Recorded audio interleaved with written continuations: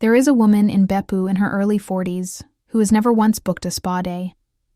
Not because she can't afford one, and not because she doesn't value the idea of one, but because she gets essentially the same physical and mental result 3 or 4 nights a week, in her own ordinary bathroom, in under 25 minutes, using a simple ritual her mother taught her decades ago and never once wrote down. And somewhere else in the world right now, someone is scrolling through spa packages, mentally, calculating whether a $200 afternoon is worth it this month, quietly exhausted enough that even planning the trip itself feels like one more task added to an already long, tiring list. Ironic for something specifically meant to relieve exhaustion in the first place. What if the difference has nothing to do with money, and everything to do with a 5-step bath ritual almost nobody does correctly, or often enough to actually notice what it does? By the end of this video, you'll understand exactly what that 5-step ritual looks like from start to finish, and why the specific order of the steps matters just as much as any single one of them done in isolation. Let's take apart something almost everyone believes about real relaxation. The belief is this: genuine relaxation requires real time, real money, and a dedicated destination built specifically for it. A spa, a retreat, somewhere designed from the ground up around the idea of slowing down. And for an enormous number of people, that belief quietly keeps genuine rest feeling like a rare, occasional luxury reserved for special weekends, instead of something realistically available several nights a week, for free, in an entirely ordinary bathroom at home. Here's the mechanism worth understanding. A structured soak done consistently activates the parasympathetic nervous system, the exact same rest and digest state a spa is specifically designed and staffed to trigger, largely through warm water, unhurried pacing, and a genuine, enforced separation from screens and obligations for a fixed window of time, none of which actually require a destination, a robe, or an appointment booked weeks in advance to work. Let's go through the 5 steps that make up this ritual. The first step is starting with a full-body rinse before ever entering the tub, never stepping into bath water without washing first. Sitting directly in unwashed bath water means soaking for 20 minutes in the exact same water, carrying the entire day's accumulated oil, sweat, and grime, which quietly undermines the entire point of the ritual before it's even properly begun. The shift: always shower and rinse completely clean before filling or entering the tub itself. It adds a few extra minutes to the whole ritual, and it's exactly what turns a bath from simply sitting in water into something closer to the deliberate soak it was always meant to be. The tub itself never meant to double as the actual washing. The second step is water kept warm, not hot, somewhere around body temperature or slightly above, never scalding. Water that's genuinely too hot raises heart rate noticeably and can leave skin dry, red, and irritated afterward, quietly working against the exact calm this entire ritual is meant to produce in the first place. The shift: keep bathwater comfortably warm, testing with a wrist before stepping in fully, resisting the instinct to run it hotter on the exact nights you're most stressed and most tempted to crank the temperature up further. The third step is soaking with absolutely no phone, no reading, no distraction of any kind, just water and quiet stillness. A phone within reach quietly turns even a warm, well-timed bath into simply another screen session with slightly better lighting, preventing the mind from ever actually settling the way the water alone is genuinely capable of helping it do, given the chance without interruption.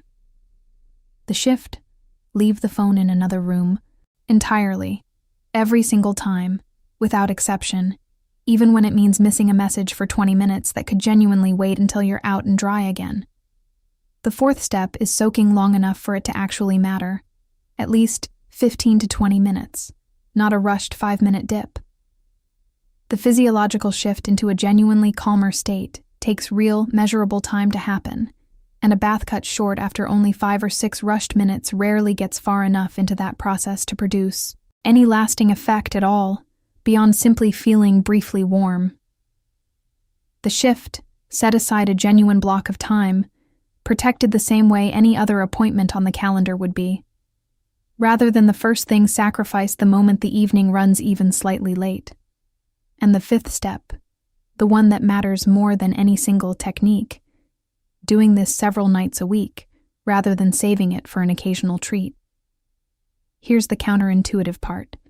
An occasional long, luxurious soak feels indulgent and memorable precisely because it's rare, while a shorter, more frequent version done consistently, week after week, quietly does far more for a person's actual baseline stress level than any single elaborate session. However wonderful it felt in the moment, ever realistically could on its own. In Japan, this kind of frequent evening bathing, sometimes called ofuro, is treated as a completely ordinary part of daily life, not a special occasion planned around, budgeted for, and looked forward to for weeks in advance the way a spa visit typically is elsewhere. The shift, aim for 3 or 4 shorter soaks a week, rather than one long one saved for a rare, hard-to-schedule free evening. 25 ordinary minutes, repeated regularly, quietly does more for a nervous system running on chronic low-grade stress than a single luxurious 2-hour session booked once a season. So here's all 5 in one breath. Rinse completely before soaking. Keep the water warm, not hot. No phone, no distraction. Soak long enough for it to matter, and do it several times a week, not once in a while. None of this requires a spa membership, a special bath product, or a single dollar spent beyond water and a bit of time. It requires 5 ordinary steps, repeated consistently enough to become a genuine habit instead of an occasional treat, saved for when life finally slows down. Start tonight with just steps 1 and 3, a real rinse first, and the phone left in another room. Add the rest over the next week. And notice honestly how different the 4th night feels compared to the first. Once the ritual has actually had a chance to become familiar, rather than novel. This has been a look at the quiet mechanics behind rest that doesn't require a destination at all, not a case against an occasional real spa day. An invitation to notice how much of what a spa day is actually selling can be recreated for free, several nights a week, in your own bathroom. The woman in Beppu has never once called this her self-care routine, and would probably find the phrase itself a little strange applied to something so ordinary. To her, it's simply how a handful of evenings each week quietly end, the same unremarkable way her mother did it before her, and her mother before that. If you've ever finished a rare spa visit feeling genuinely relaxed, and then wondered why that feeling never seemed to last more than a day or 2 afterward, the answer might be less about the spa itself and more about how rarely the actual conditions that produce that calm get repeated in between visits. If this changed how you think about your own relaxation, share it with someone who's been saving up for a spa day instead of trying the completely free version first, several nights this week, before spending anything at all. Tell us in the comments if you're trying this tonight, and how many nights a week you honestly think you could realistically keep it up. Be honest. 3 is a genuinely good, sustainable start. We'll see you in the next one, and enjoy that first uninterrupted soak.